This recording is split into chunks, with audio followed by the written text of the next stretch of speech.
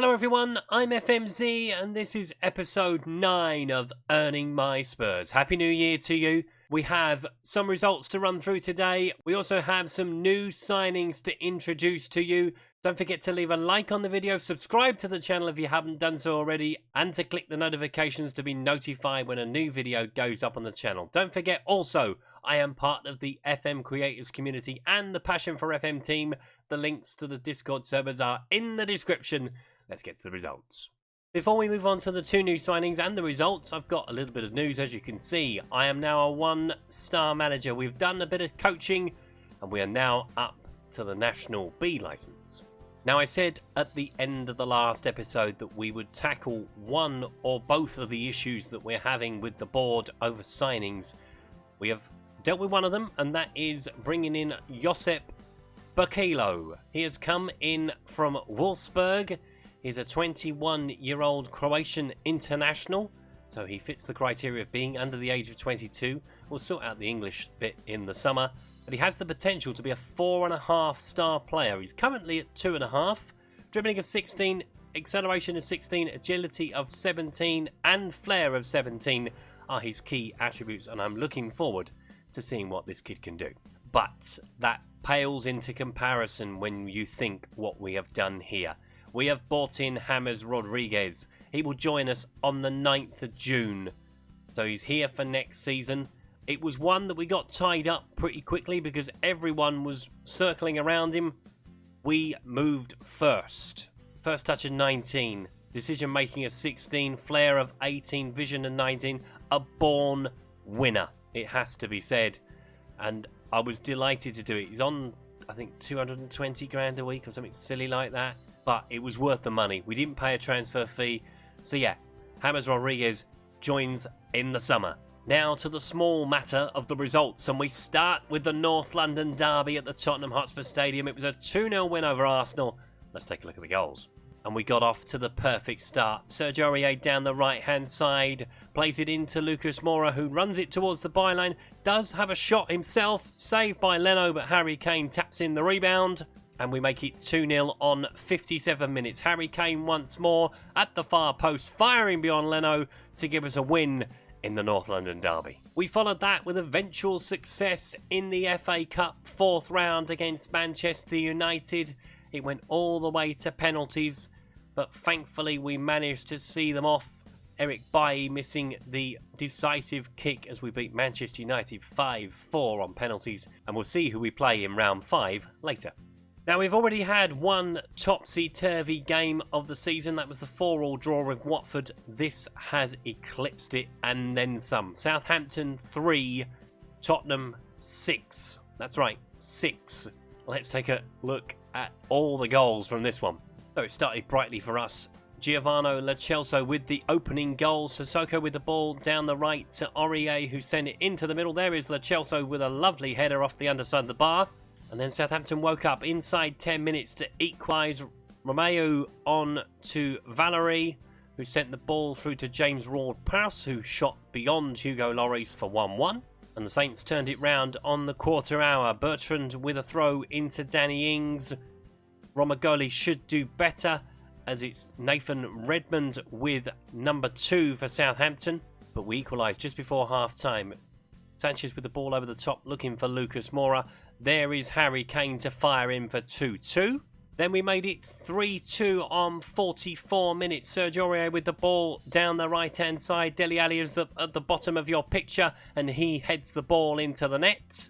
Harry Kane made it 4-2. We're on the penalty spot. We made it 5 on 71 minutes. Fernandez with the corner. Moussa Sissoko with the header for number 5. Then we scored our 6th goal. Romagoli with the ball into Ryan Sessegnon, who sent it across looking for Lucas Moura, who found the net for number 6. But Southampton did have the last word on this one. A hospital ball from Lucas Moura. Nathan Redmond intercepted it and then took it past Hugo Lloris. I'm not sure on his positioning, as it finished Southampton 3, Tottenham 6. Then we travelled to Donetsk to take on Shakhtar, and we left 3-1 winners. Let's take a look at this. We took the lead on 23 minutes in a snowy Donetsk. Semedo with the ball down the right, playing it back to Lucas Moura, who had the shot.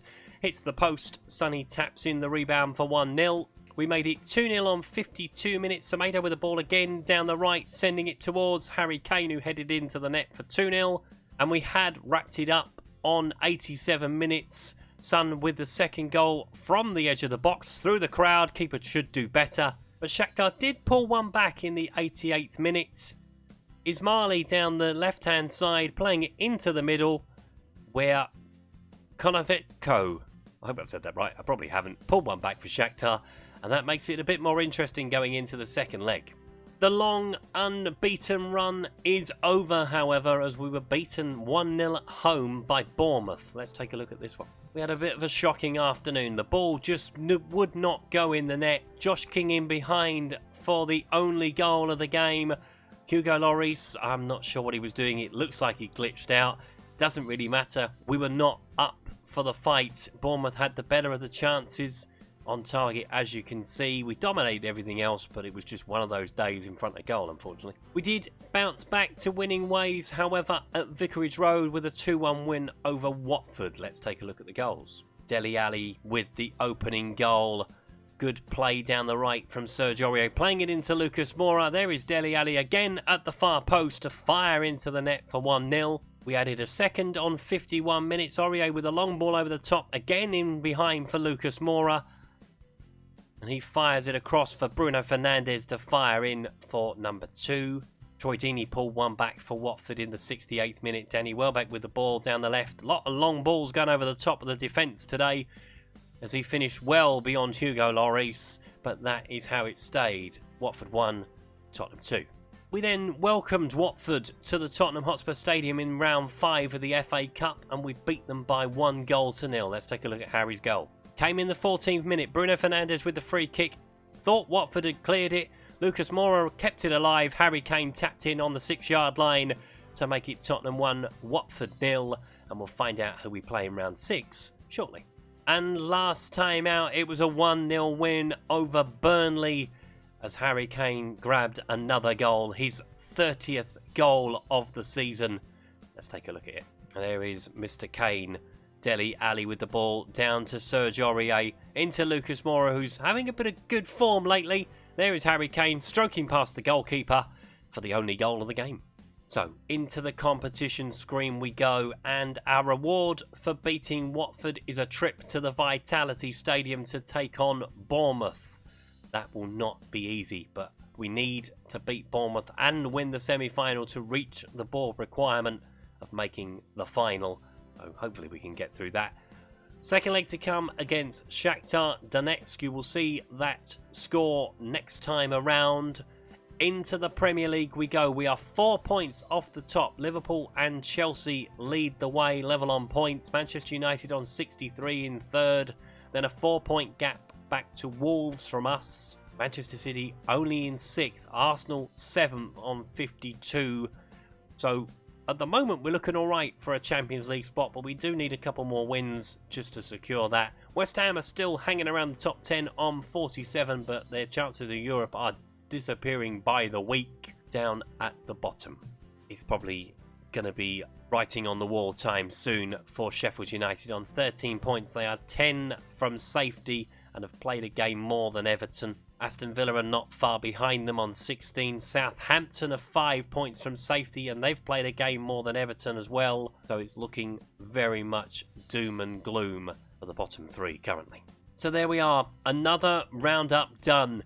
First thing to mention, James Rodriguez. That is a coup and a half. I was delighted to get that one done. A couple of big results as well in there, obviously putting Shakhtar to the sword in the away leg gives us a chance of progressing through in the Champions League. More than a chance. We should make that comfortably through to the next round of the Champions League. Massive results in the league as well. Big win over Southampton. Reminds me of one that happened years and years ago at the Dell when we won in the FA Cup against the Saints. So what I'm going to bring you next time around, we'll take a look at what happened in the second leg against Shakhtar Donetsk, and then we are off to Chelsea. We're off to the Bridge. It's not a place we win very often. I'm hoping we're going to change that, because if we can win that, then we're back in the title race essentially. We're only 4 points behind Chelsea at this stage.